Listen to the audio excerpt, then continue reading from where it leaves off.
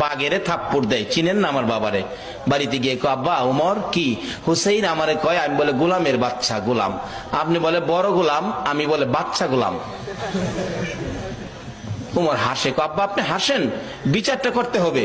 উমর ডাকে, ও ও আব্দুল্লাহ, যার বিরুদ্ধে বিচার দিয়েছ তার বিচার করার ক্ষমতা আমার নাই।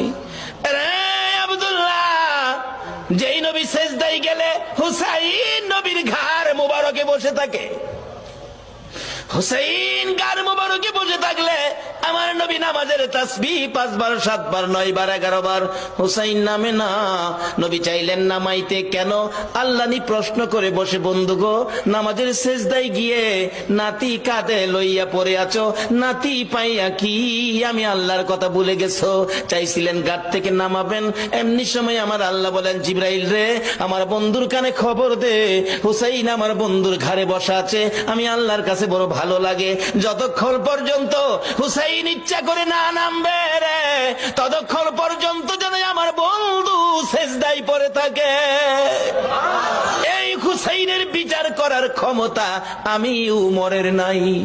না বাবা, বিচার করতে হবে, যাও, জুমার দিন বিচার হবে মসজিদে নববীতে। ওমর রাষ্ট্রপতি মিম্বরে উঠে ঘোষণা দিলেন, হুসাইন আছেন? হ্যাঁ। আমার ছেলেরে গোলামের বাচ্চা গোলাম কইছেন? হ্যাঁ কইছি। তা আমি তো রাষ্ট্রপতি, আমি তো কোনো গোলাম না, আমারও গোলাম কইলেন, ছেলেরে বাচ্চা গোলাম কইলেন, কই গোলামি করলাম? ও ইমাম হুসেইন